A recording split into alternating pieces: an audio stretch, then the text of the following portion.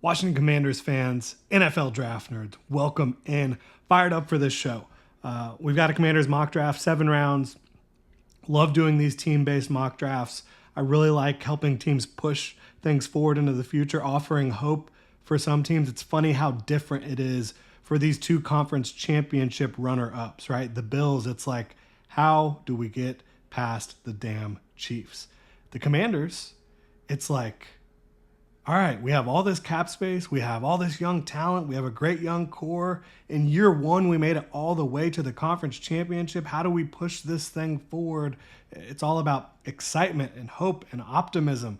Whereas when you look at the Bills, it's like, man, how the heck are we going to get Patrick Mahomes, Andy Reid, Steve Spagnuolo, and these Chiefs, right? So, very exciting times for the Washington Commanders. There's no question about it. New ownership led to new front office, led to new coaching staff, and your young core is Jaden Daniels, obviously, who was a massive success. And look, I'll be the first to apologize. I was not sold on the Commanders' plan to pass on Drake May. I was not sold on their plan to roll with Cliff Kingsbury and Dan Quinn. I wasn't sold on their plan with the offensive line or with some of the defensive additions either. But they made me eat crow. They absolutely did. And look, I liked Jaden Daniels a lot in the draft. I had a true first round grade on him. This is a quarterback I believed in heavily. But, I was nervous about his frame. I was nervous about his penchant for running into big hits. He did enough to mitigate that to be able to play at an extremely high level this season. Cliff Kingsbury helped him out a ton, not only with the passing game, but with the run concepts as well. And then you talk about Dan Quinn, a fantastic leader, a great defensive coach. The rest of the core, Terry McLaurin, a great player. Sam Cosmi, a really good young, former tackle playing guard. Those boys on the interior defensive line are as good as it comes. A lot of young secondary pieces to get excited about. Frankie Louvu was an amazing addition. Ben Sinnott in the draft, a great addition. Zach Ertz, a great addition.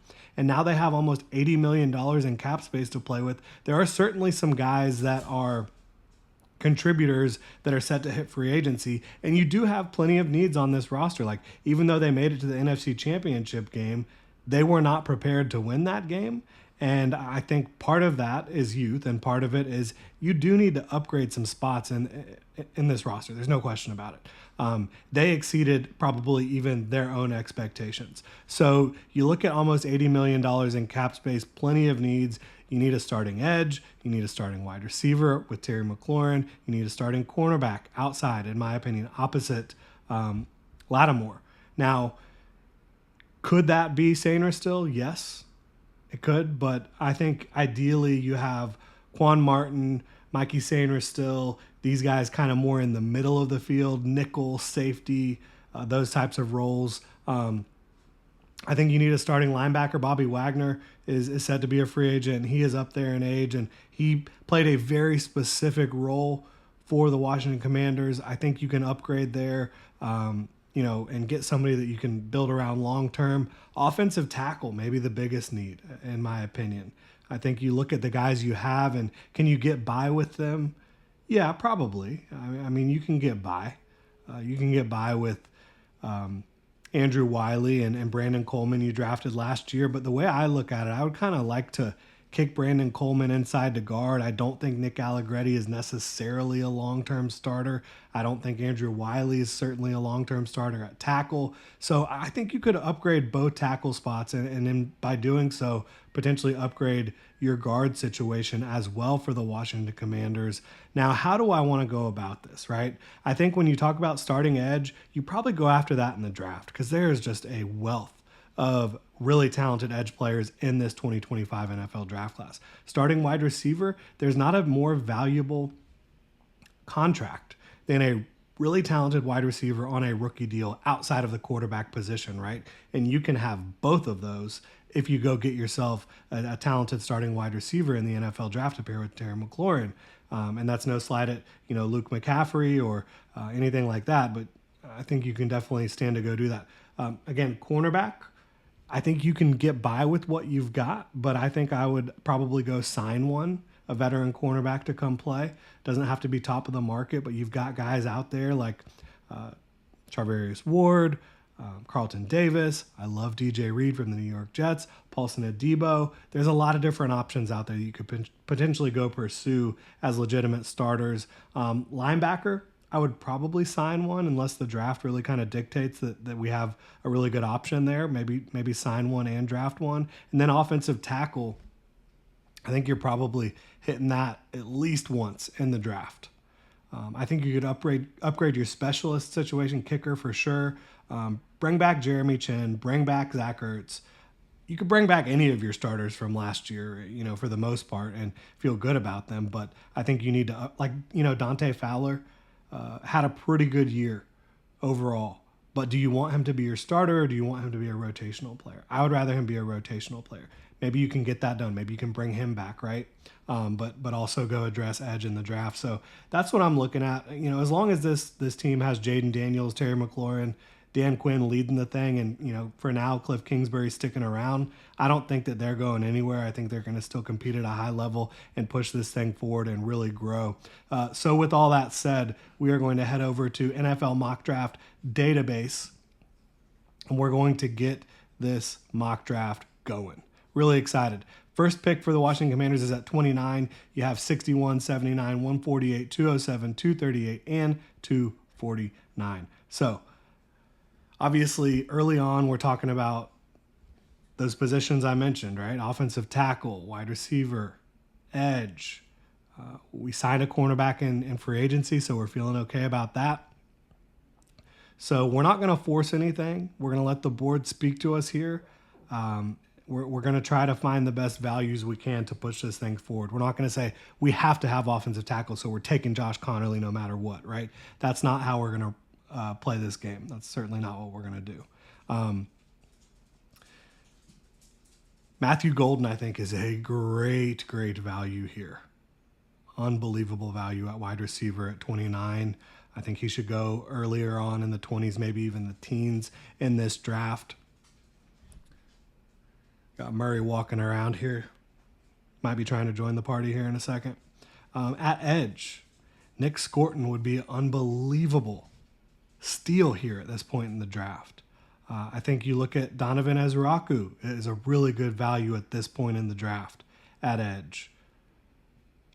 So there's some real nice options here. There absolutely are. Again, with Murray, come here. Come here. Come here, girl. Come here. She's just playing hard to get. That's how it goes sometimes.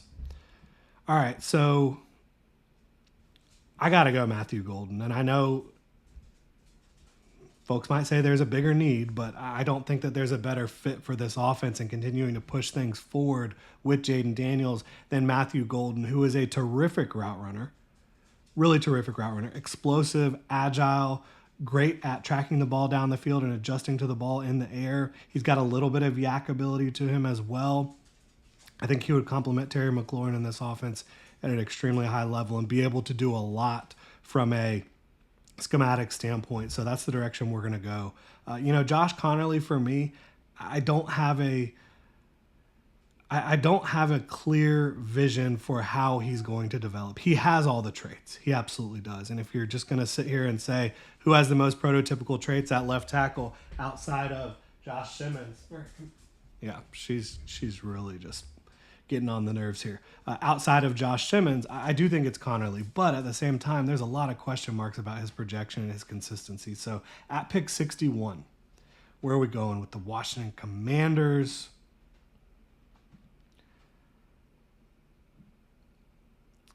I don't feel comfortable with Milam, Emory Jones. I mean, it's tough. This is a tough offensive tackle class to get really fired up about. Anthony Belton, I think, is someone to consider maybe in the third round. I think Ozzie Trapilo as well is someone to consider later on.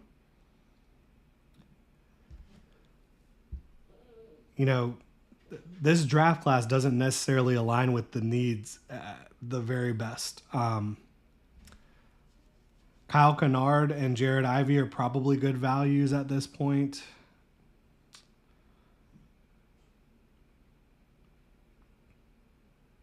This is a tough spot. This is a really tough spot.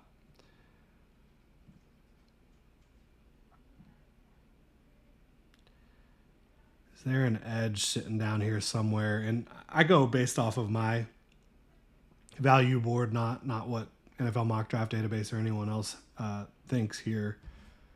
Is there just a player that we can't pass on, regardless of position? Gray Zabel, I would have a really tough time passing on. I mean, goodness gracious. And now you look back, and again, this is an activity and exercise where we can learn from it. Maybe at 61, there would be a really high-quality wide receiver that you would feel good about. Alec Manor, I feel really good about his projection. Super, super good athlete, good size. Restrepo as a slot receiver, Tez Johnson as a slot receiver, Jack Besh. Yeah, so maybe, going a different spot, maybe edge earlier and then receiver, and then trying to take a swing on an offensive tackle might make a little bit more sense. You know what? I'm not afraid to do that. Let's go ahead and restart this thing. Love Matthew Golden, but when you're talking about stacking a class, you've got to get good players at every spot, and I think we might lose out on edge if we wait till 61. So getting back with the Commanders, set it to fast, entering the draft room. Maybe. There we go. All right. So back to pick 29. Back to the drawing board. I've never done this before, gone back on what we did, but I think it's important to make sure that you're doing the very best you can. And we've got a really good situation here with Ezraku being available, Mike Green, Princely Umanmielen. I personally think Umanmielen has all the pass rush juice that Mike Green does, plus a lot more length and run defense upside. So I would go with Princely Umanmielen here and bet that Dan Quinn and company are going to get the most out of his skill set. 6'4", 264 pounds, 34-inch arms, productive, good run defender, hard football player. Now, I don't have any problem with Mike Green or Donovan Ezraku. So, you go through the pre-draft process and you figure out which one of these guys you feel like fits better with your philosophy, with your mindset, with your leadership, and you draft that guy. But Princely Umanmielen is who I would go with based off of tape and traits.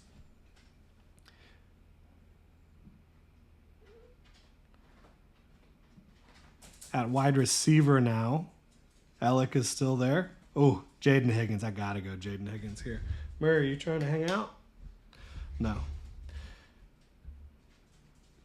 All right, so Alec Manor or Jaden Higgins. Gosh, that's a tough decision for you. And you have Savion. I don't have Savion quite that high. I do think he's going to be an electric offensive weapon. I don't think he's like a true outside receiver prospect. I would go Jaden Higgins. He provides a lot of size, at almost 6'4", 217 pounds, great wingspan, great catch radius. What's so impressive about him is how he moves as a route runner at his size and his body control. So Jaden Higgins, and now we're really starting to cook with gas here, I think, with this draft. And maybe we take a couple swings at offensive tackle. Again, we've already addressed corner. Check out linebacker too to make sure. Carson Schwessinger on the board at 79. This is a guy who I think has top 32 tape and top 32 talent in this class. You never know how things are going to play out. I would be absolutely shocked if he's available here in the 70s, but he is in this mock draft, and so we're going to take advantage of that. And this is your starting linebacker of the future. Does not miss tackles, but the calling card for him is his feet and his instincts, his vision, and just his feel for coverage. Unbelievable coverage linebacker who I think is going to make life hell for a lot of quarterbacks in the NFC. I can see him picking off Jalen Hurts right now. So love that for the Commanders. And again, we got to find some tackles. And maybe so you look at this and you say, we're gonna have to do some damage in free agency potentially. But you've got Ozzie Trapillo and Chase Lunt still here on the board. I feel good about taking either of those guys here. I think Lunt has more athletic upside, so we're gonna roll with that and go in that direction. Trapillo, though, football lifer, dad was a great football player, so you could go in either direction certainly. Feel decent about it. I think low-key, Brian Robinson, very tough back. Austin Eckler, very good receiving back. You could potentially find some value here at running back. Younger, more explosive, more athletic. Trevor Etienne certainly fits that bill. Brayshell Tootin would be a great replacement for Austin Eckler at some point. Kyle Monangai is a really tough runner. Maybe we can wait a little bit here, just with the level of talent still on the board at the running back position.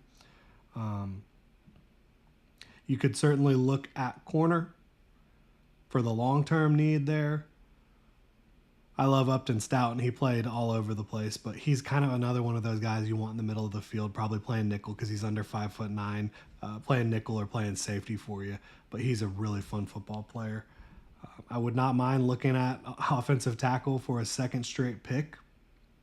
And, Jalen Rivers.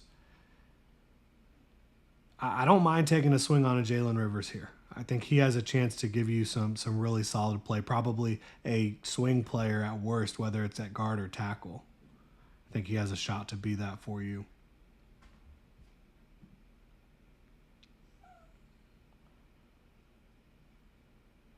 All right. Now let's look at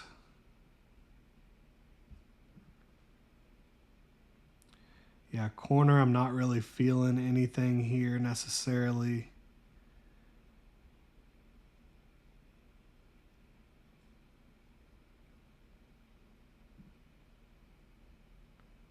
Love Jamari Caldwell, big interior run stuffer with a lot more athleticism, slipperiness than you would expect out of Oregon there. Cam Jackson too. Those would both be great values at this spot. We've got 2 draft picks left.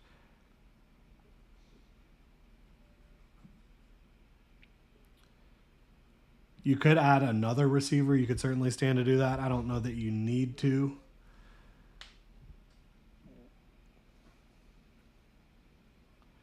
Yeah, I'm going to say that I like the idea of going with a Cam Jackson or a Jamari Caldwell. I think Cam Jackson has more upside.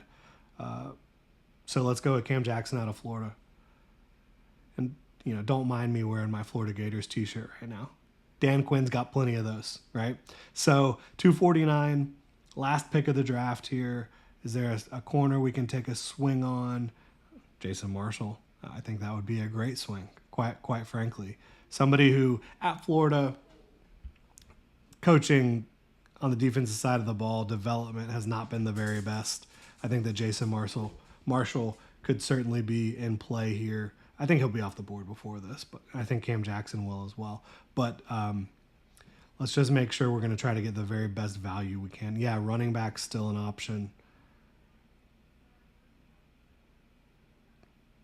Tooting off the board. Let's go Trevor Etienne, a tremendously explosive football player. Obviously his brother playing for the Jacksonville Jaguars, former Florida Gator, finished his college career with the Georgia Bulldogs. There's no way he should be I think he's a borderline. He should be a day 2. I say he should be a day 2 pick, but the running back class is incredibly loaded. So who knows? Who knows how it's going to end up playing out. But we get a really talented starting edge, a really talented and underrated starting wide receiver. Carson Schlesinger could be the steal of the draft at 79 overall. We get 2 tackles that we can feel good about bringing into our system and developing. Jalen Rivers might be more of a guard. Cam Jackson and Trevor Etienne rounds it out. Really appreciate y'all tuning in.